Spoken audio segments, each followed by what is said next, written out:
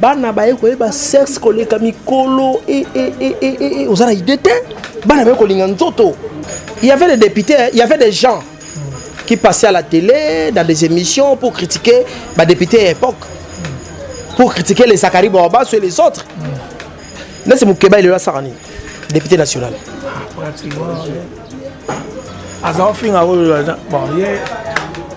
C'est-à-dire que bazo comprendre l'autre na faire so pas molien à Salinine banda comme député on se que papa so baluka donc viens moi comme ça l'ondria comme ça ne m'a boqué donc ça dit que tout ça beno ba luka té on se comprend les Eliezer qu'est-ce qu'ils ont fait alukika amilukeli posta wa gouvernement yenyo sakabika bou papier l'autre papier ministère moté na pesa moninga sourire wana kata. Donc, pour vous dire que tout balingi ka bango, aussi longtemps, tout ça nos choix. Il y a animateur, il y a sénité. Élection c'est la matin. Au bango de baza bakoko organiser. Et puis fait wana. Vers abiso yuma. Ah bon, on a senti pas là. Il est poussé par des politiques. Et ça, c'était papa.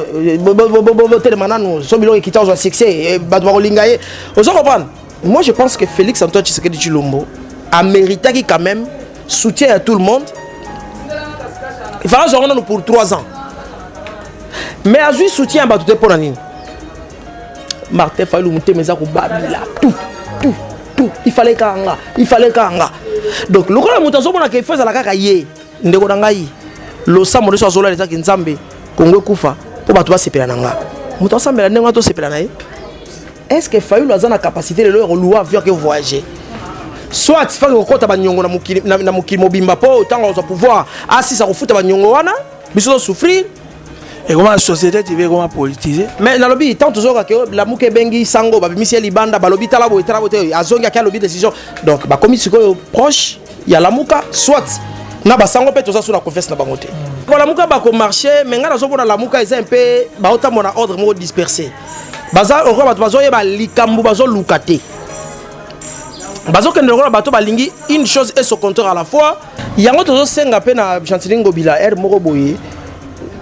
Maintenant ve Martin lobi au marché yango signa mukanda mutu ka mutu kufi na nzela au futa. Parce que marche wana miyibi nde ba profitaka. Ça dit paisible citoyen mingi ba ba marche wana ti bande ko la muka na minito mbongo izati bazu wapi. Alors et bon yo kasi soki Moïse Katumbi Martin Fayulu basangani na Kabila et Katumbi a lui tout c'est la Martin Fayulu place to Fayulu a lingate tout l'autre c'est la Katumbi ba okabwana. Abonnez-vous massivement. On dit chaîne Mikolo Ndé Makambo. Oyaya na bino bwana elokote. Yangonga ata la communauté. Bat TV. Babi Bat TV Ndé Makambo. So vous avez source d'information. Ba information vraiment que senti que non. Information éducative. Ba histoire ba cadre, ba film à danger. Total la mission sur la Bat TV. Yo Tigali.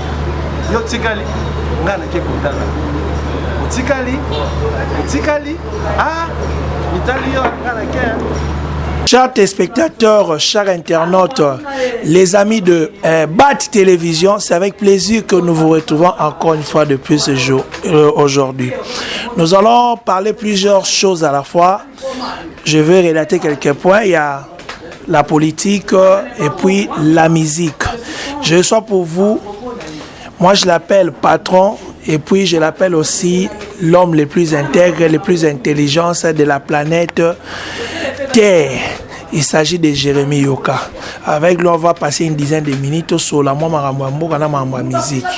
Jérémy Yoka, santé ndenge. Nous sommes ensemble sur Ngolu, santé sa malamu, baramatadi, mon kele mpangi na beno, mbote na beno. Et puis na BAT Télévision, il y a Myriel Batoine. Donc, bandeko sur les téléspectateurs, il y a BAT Télévision. Pas mal d'abisso Myriel, n'a pas si nous pouvons monter. Bon, l'andabisso, boza, na matadi, boza partout dans le monde. bon on a biso en tout cas rapesi bino mbote bozi occasion oyo mon okele mpangi na bena. Voilà, Jérémy Yoka toujours sur la politique lelo ba tractation ezali mboka ezala mwana na ébullition. Donc il n'est pas 4 chemins au ni solo, il y a marche en prévu le 15 septembre. Il y a Lamuka El Fayoulou. Mais tout ça surpris tu occupé du sous FCCP pardon. Union sacrée, ça s'appelle marche pour nous soutenir l'institution. Analyse nos années. Non, en fait, je peux analyser c'est ce qu'on appelle la démocratie. Hier, et là, on a salami bon marché mais par contre, bandeko ya Lamuka va trouver mieux va marcher contre Nini. Bandeko pe il y a union sacrée va décider va marcher pour Nini. Il y a FCC, il y a Lamuka, bazo contester marambotali seni au Kadima bima ko na ba lingiti. Alors, bango ba boy Kadima, c'est vrai, mais oyebi bambula eleki. Totikala ko mona mokoloto. Ya bandeko ya catholique te. Pona choix, il y a des dirigeants, il y a des animateurs, il y a Seni.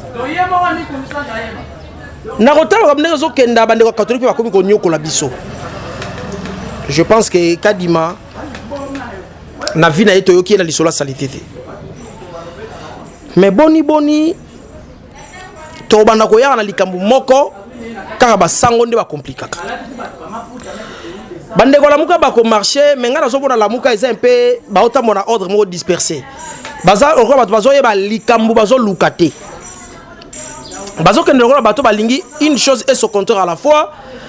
O ezako et discrédibilité déjà Martin Fayoulou fait l'option Martin a perdu déjà équilibre, a perdu déjà cap moroboé à linga kiazwa à ratango.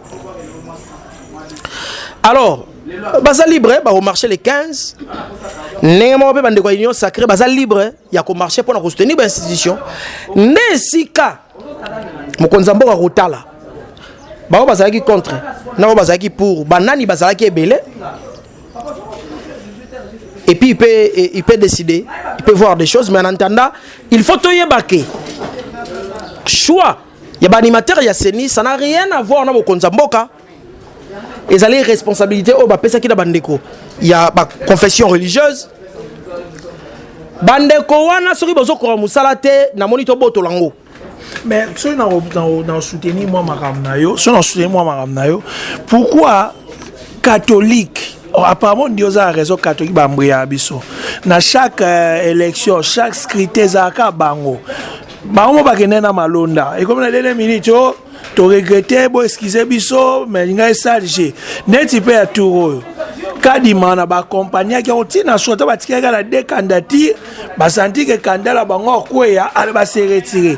Mais au moins quelque part et puis il semblerait-il ba to la muka ba yaki ba bimisi cardinal banda soki ni cardinal soki na benga ki bango ba bengi chole ba biono ndenge sana ba IDPS ba tricher bilo mo bon après yo changer mais loi majorité tout ça na ngoni 6 contre 2 pourquoi seulement catholique pourquoi seulement eux bazara na makambwana et puis tout ça la marche oui c'est bien que ça marche ça qu'on peut sabatunzela na nyoso mais siko marche a importance yani ko bibisa bato ba na balabala ba tu ba souffrir mais bango ba na ba bazala te yango tozo senga pe na Chantilingo bila moko boye maintenant ve Martin lobi au marché yango signa mukanda mutu ka mutu kufi na nzela au futa parce que marche wana miyibi nde ba profitaka ça dit ba paisible citoyen mingi ba ba marche wana te ba profita pour na koyiba ba miyibi ba kuluna kisasa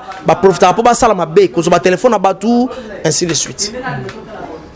Alors likambo uti ko bapona basango motuna na sur basango na lobaki ngo oyebi ke basango bazala même na tête ya Seni mais boni bango boko c'est vrai lobaki consensus mais so consensus c'est militaire que na élection boke na vote Tu voté 4 et contre 2, le choix est clair. Alors, bandeko nangai mboka oyo ezali mboka ya ba catholique te. Toi la pays laïque. Eza mboka ba musulman karaté. Eza mboka ba eza mboka ya ba tu nyonso ya biyamba nyonso. Na sengi na bakonzi.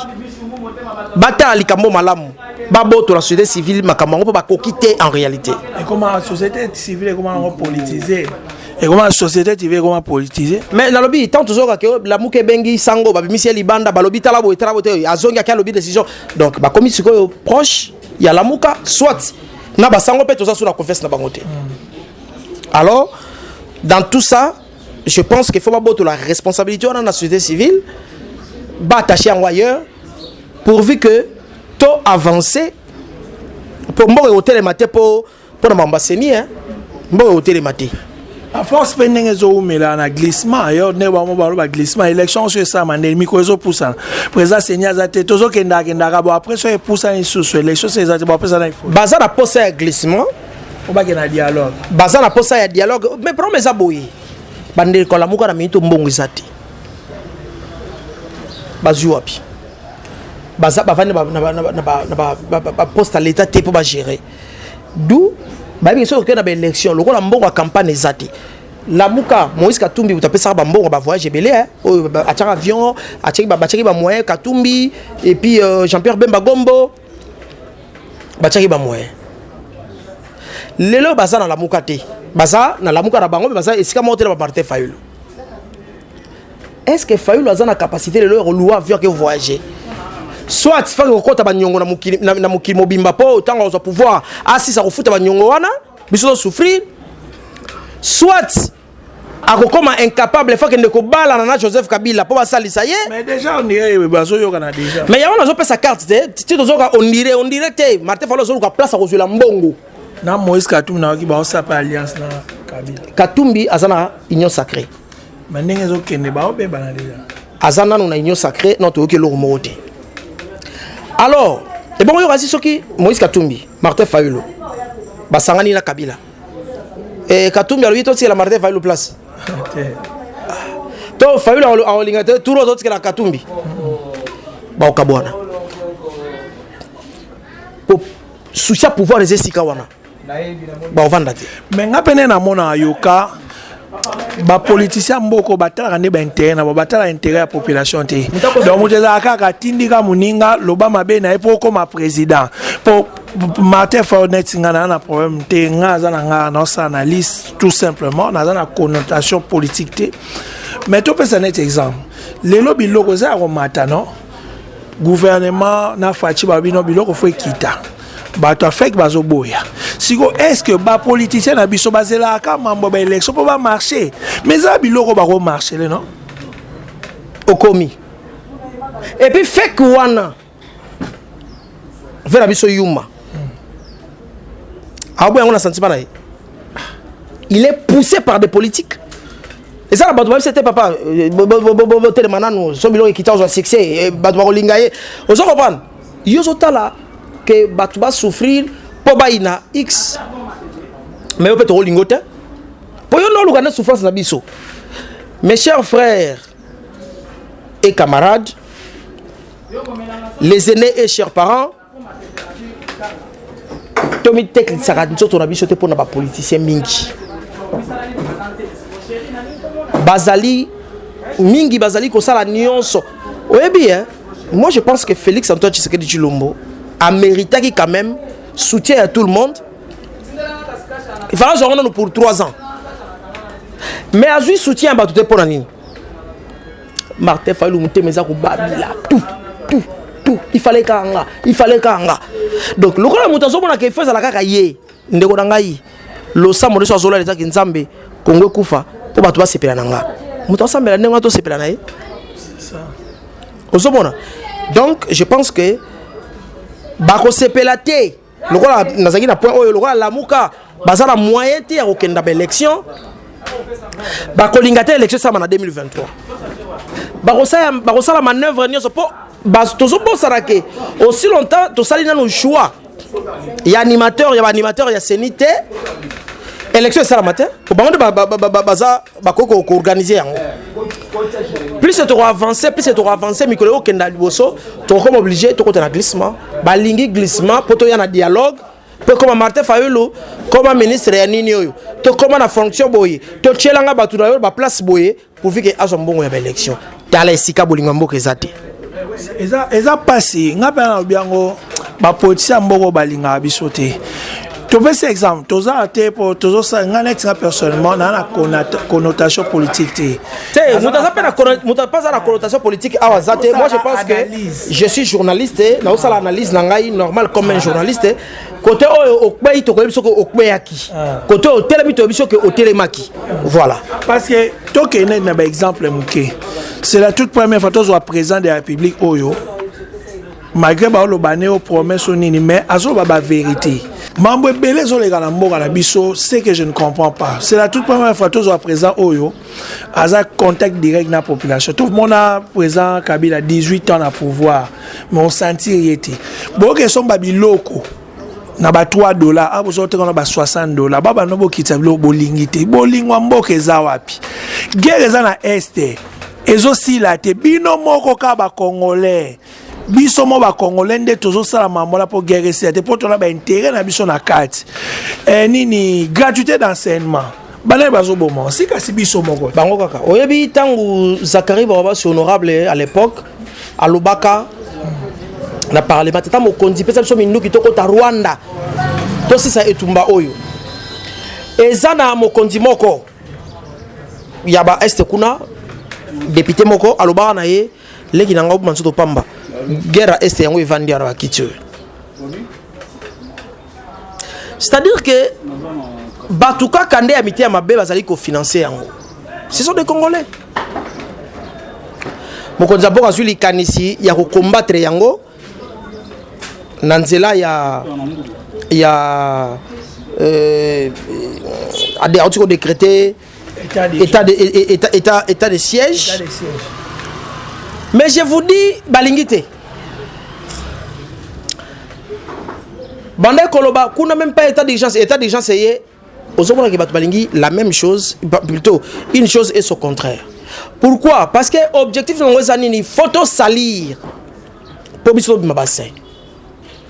Félix Tshisekedi, un des rares présidents de l'histoire en Mboka na biso, Oyo, ayebi bat na ba kombo na bango. Ayebi ba problème na biso. Ayebi quoi il faut faire à solo la peuple à l'obaka mokonza accorda ba interview ba mission ba journaliste na kisasa bo sololi à lobby et l'équipe ba télé et l'équipe partout c'est-à-dire quoi aza moto ayebi problème na biso et personne na souci penza ya to salango bien mais après ba ka les autres kaka na ba politique l'essentiel que ya bongisa mboka te oh mboka tambola ndenge wana te yo bongisi et pas resuka nga pe na ye na bongisi et pas na resuka yo po yo bongisi ainsi de suite tota su kanet ya IGF ezo sa malam IGF existe banda kala mais ça la musalote mais biso moto motere mais Adolphe Muzitu Mfumumpa en son temps premier ministre c'est bien forcé tout ça nango a commet la IGF que non zaboye okoki kokende ko inspecter entreprise moko ya l'état te to ministre moko te okozela kaka soki bango moko ba bengi yo ya kosala nini ko inspecter bango elingi loba bolia mongo fele bo sala bilo musala te musala ekufisi mais lelo IGF faisons si musala so bakangi mutu acharnement so bakangi mutu batanga moko so bakangi bata ya union sacrée théâtre donc on dit que doit ça le contraire ngala bande ko loba yango awa eteni longondo makambo sali na ministère ya santé na bandi bako zuzu bako bengisa ye na sengaki na bakonza yi chef bakende bakei babo bande ko belela bako kanga ye il faut bakanga ye on dit bakanga ye te tangu musale salami et sili rapport ye justice bengiye théâtre pas balobake baza au milieu du village mais ça au théâtre papa comment vous voulez une chose et son contraire à la fin à tout matubwana ya Congo ça babaki bakoma ko protéger pas azaki protéger Félix lelo oyo justice juillet bande ko ngai ne pensez pas que au salima benayo oya na union sacrée pour protéger ba ndeko ba ke union sacrée ezali plateforme ya robomba biyibité Tony moi ba ya IDPS et ministre ya EPST série mo pe ba ki couteau tiré na IGF. Oui, parce que IGF est si spectaculaire, c'est que les gens ne comprennent pas. IGF est si spectaculaire, il n'est pas tellement pour la sécurité. Non. Et là, on voit IBM raté. En fait, c'était quoi? Mbongo, il y a ndeko yo ba osala misala pour l'examen d'état a ebimi. Ba ngi ba pesa ngo ba boko. IGF elebisiye, tchelango bango na ba banque, ba kende kozwa na ba banque. Ya ba kite ezambongo ya bimuke elekana na ba boko. Ne IGF aloba ke non, tentative. Mais batuti le loka ote. Neri bakangi ete oh ndeko na ngai. IGF va beleli ke eza clarté, yé pas lobi tele likambo za l'étape oyo na ibelo moto ba moni ke moyibe za kunate. C'est fini. Aujourd'hui quand même Tony Waba c'est parmi ba ministre bazo marqué na mboko yo. Baza parmi ba ministre bazo tika histoire na katsamboka. Voilà, bandeko totala likambo malamu to beta maboko ya mabe to denosaka. Tous à la plus emporté na ba sentiment na biso personnel te yo muninga longa po yo zwa. Congo eza ya biso nyonso mais surtout milingi te. C'est le seul pays où yo za na monde. So ba che au ministre sali fête. So komi député au sali fête. Donc nazo comprendre pas ba kenda ko yiba. Lelo IGF na président de la République ba sali fo ba sisa makambo wana. Ba tu balingi yango te biloko ekita bolingi te bolingi. Oui, à l'époque il y avait des députés, il y avait des gens qui passaient à la télé, dans des émissions pour critiquer les députés à l'époque. Pour critiquer les Sakari Bouaba sur les autres. Là, c'est Moukeba, il est là, Sarani, député national. Pratiquement.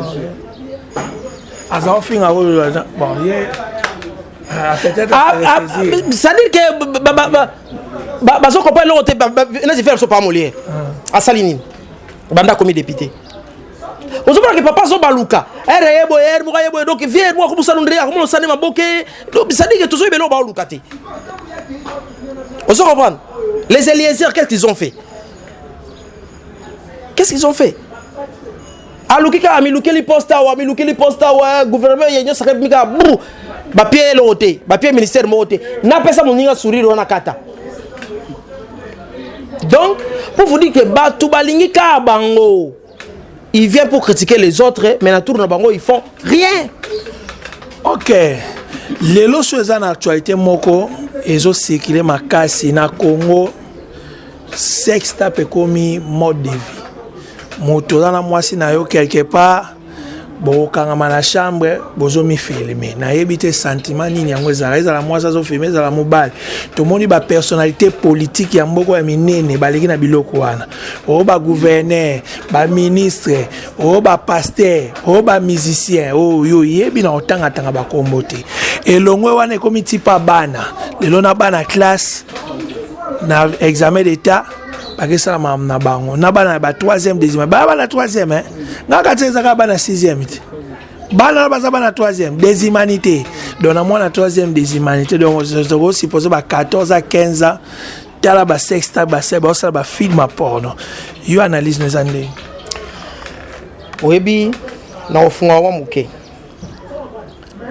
moni sexe na Congo comme logoté ngana proposer ba député bo sani to bandana no pe na ko revoir âge ya majeur na mineur na mboka on dirait comme un important muta comme majeur na 15 ans même 14 ans. Pourquoi? Bana baye ko ba sexe koleka mikolo et ozala idete bana baye ko linga nzoto bana wana bazo sumu ki sabatu oke makala ofele nzoka yebuto yaki pembeni na yo. Oye bien tout le monde qui va violer mon amour quoi boy. Oh ba violer ya lobi nga ko violer nga na violer papa batu moi nango. Osomona. Donc ne tozo kende to bando comprendre que bana ba comme okolo na bango na 14 ans on est ça commis déjà mangeable ndé balo bana kisasa. On ne veut pas encourager certaines choses.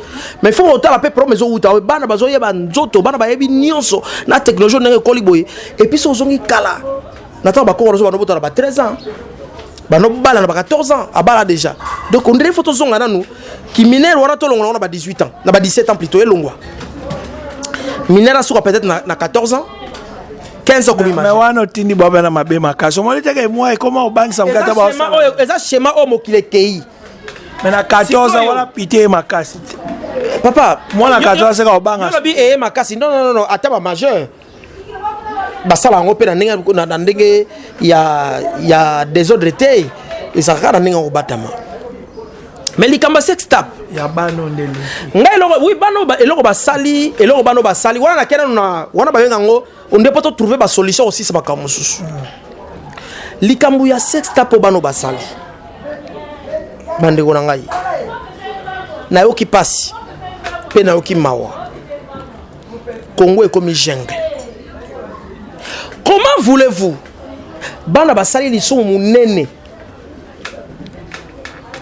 na mboko to komarater on devait se komara koloba quand le ministre avait décidé ya ko benga na bona système d'éducation ya mboka il y a une façon ko ya ko zong ça ordre mais oui on pouvait écrire na ministère tout le monde peut a 6000 lettres ya batu ba comme le ministre non décision on les a pour 2 ans mais il faut revenir bana basonga to pe éducation ti bana basali mabe faut pas comprendre que basali mabe mais nga basala ti faut pas nga basala te mais tango to moni naba homme politique ba comment loba bino basali nini bo proposer bango nini na moni naba journaliste na mona inoela madinga wana pour la ministre azaya IDPS donc jamais ba ko linga IDPS a soit décision faut pas terminer là voilà donc je vous dis bana wana fallait pas comprendre on moni bena mona comme traumatisé donc ça une année ayebi que na boye na tanga soute deuxième année ba yebise non ba délibérer kanabino borotanga mais voilà il faut sikobo se discipliner boye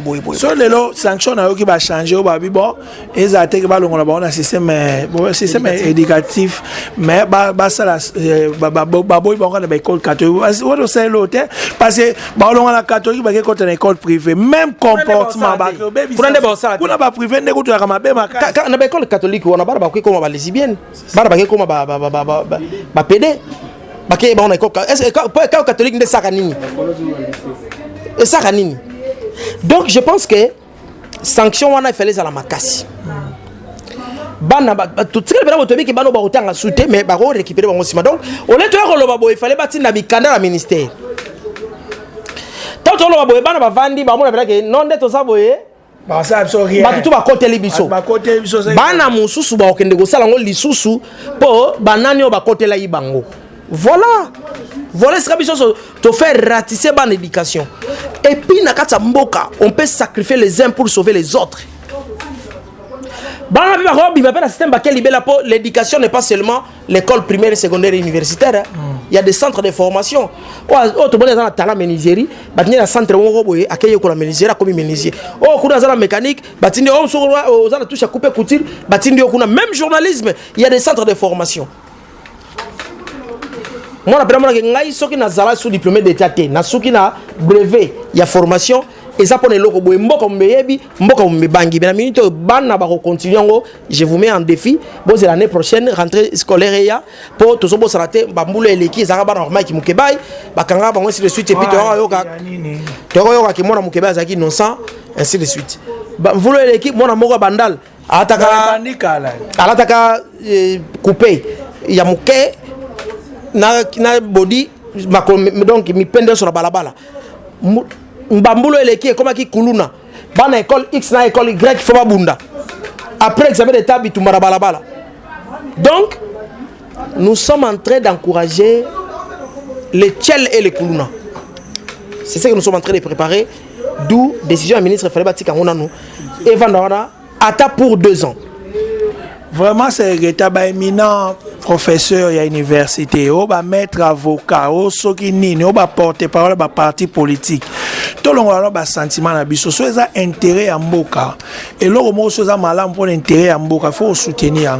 Il n'est pas dit que ce qui est outil kaka, côté par exemple, il y a Union Sacrée, il y a IDPS, il faut voter les mélanges parce que les bangote pour ceux qui ont malin pour soutenir la population qui se perd dans la banque, non, c'est pas gentil.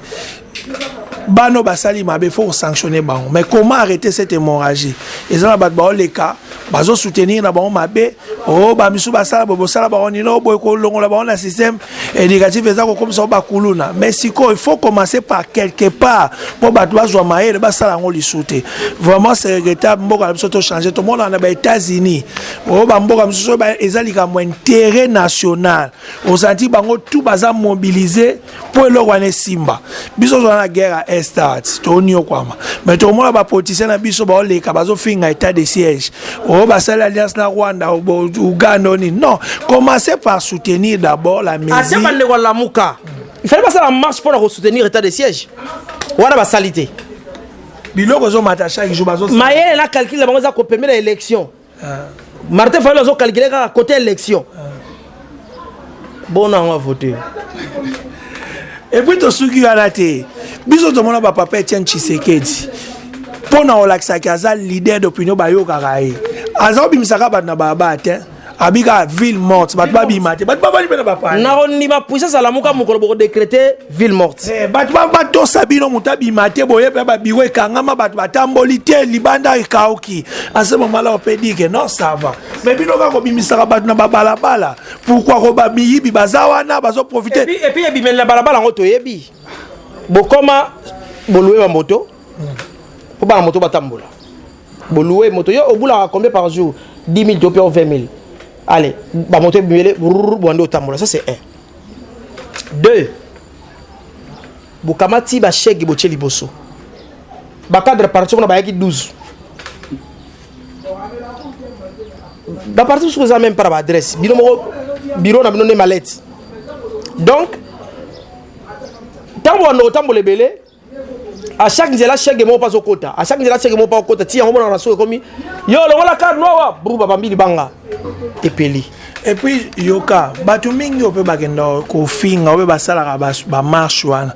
So che miko otuna ebe au marché pourquoi? A éviter.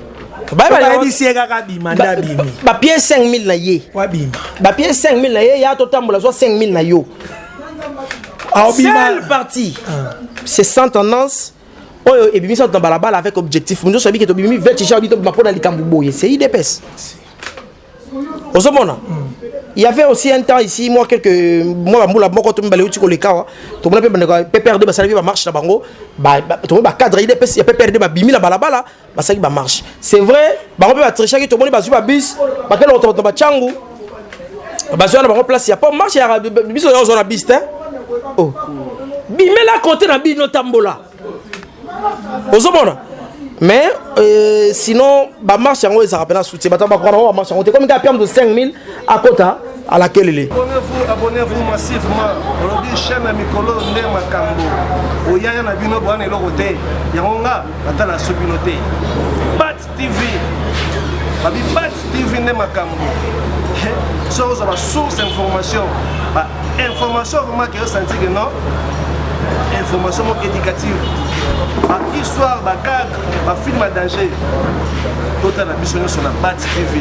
Yotigali, Ngana Kekundala. Yotigali, ah, Italien, Ngana Kekundala.